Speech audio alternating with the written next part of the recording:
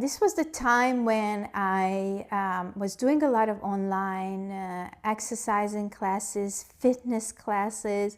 I found this really cool, super fun workout classes that was very feminine and sexy and all that.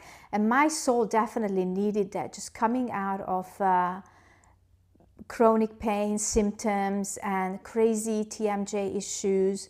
And a lot of just psychological, energetic, whole body system trauma crap that I was releasing so much. I don't want to go into details in this video. I do have a long video about complex PTSD recovery. If you guys are interested in that, I will include a link to that. So my body needed this movement, and my body needed excitement. My body needed fun. And this new workout class that I discovered on social media was super fun. I still had to modify the heck out of it because I knew that none of this stuff is hypermobility friendly. I needed to slow things down. I needed to actually check in with my body. What moves work? What moves don't work? But there was one moment when this movement classes added weights, okay, dumbbells. And after the first class, where we were like loading the upper body with these dumbbells, standing up exercise, I do have a video of this. I'm going to include it here so you get a visual of the exact moment. I got into a really crazy pain flare. I had so much pain in my neck, and when you deal with a connective tissue disorder, for example, hypermobile Ehlers-Danlos, anything that is pain and related to the connective tissue, at least how my experiences and lived experiences is that it's a progression of pain. It's almost like a sickness or like a virus going through your system, and it has its stages. And it could feel like inflammation, it could feel irritated, it could feel like it's a migrating pain that moves from one place to the other place. And it's all because the connective tissue is connected, and it's so much connected with the nervous system. It can also feel like you were like hit by a train. The next day you wake up, and it lasts for days, okay? The pain flares, these hypermobile connective tissue connected pain flares, neurodivergence connected lived experience pain flares are just like that.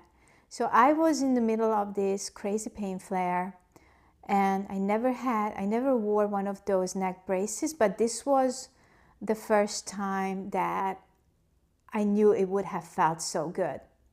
Now, I also understood clearly, being someone who has helped people, back in my yoga teaching days, for over 10 years, I helped people get out of pains. And then I specialized in pelvic floor, and then I specialized in the neck and jaw area. I knew how the body works and how the body likes to be supported and turned on.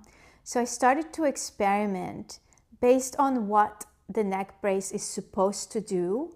Understanding, felt lived experience in my body during this pain flare in my neck, that, oh my God, yeah, like I should not be moving my head too much because that makes things worse. So having an imaginary neck brace on, supporting the head, creating the space in the neck, and translating that support into everyday movements.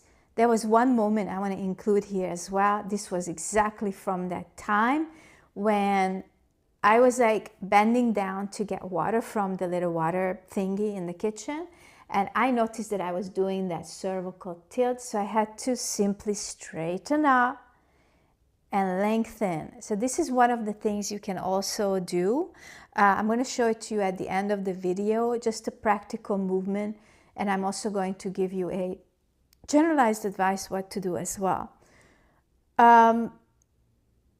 Within a few days, because I was able to recreate that neck brace feeling and also retrain these muscles very subtly. Actually knowing when not to mess with these areas, when the area needs resting and just support, which is like when one of these braces, hypermobility braces, can come in super handy, when the area of the body needs some time to just catch a breath and realign and let go. So that could be a good time to wear those braces, but it needs to be paired with a training that is everyday movement, how you move your body, and your awareness is very freaking important. What are the moves that makes things worse? What are the moves that make things better? Now, where people go wrong, not just those of you who have worn these braces and really rely on these, and also doctors, physiotherapists guiding your treatment, is that they are not hypermobile. They don't really know what they are doing, okay? Generally speaking, unless it's a hypermobility trained doctor, unless this doctor has worked with, and not just worked with, actually help people get better and understands hypermobility in their own body, I would not go to for help.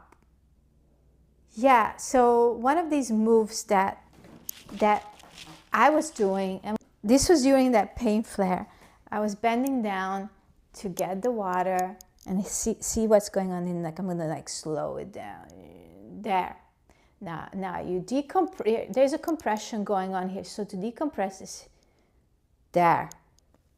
So I'm going to include the arrows here so that you can see the head is pointing there, the tailbone like a flashlight coming out of your bottom, and then another flashlight shining up. Very simple, very powerful move here. Yeah, so there's a right place and time for braces and mobility aids, and ultimately you don't want to rely on that too much. Use those when it's appropriate, when you know, like, oh, my body needs a little bit of a breather.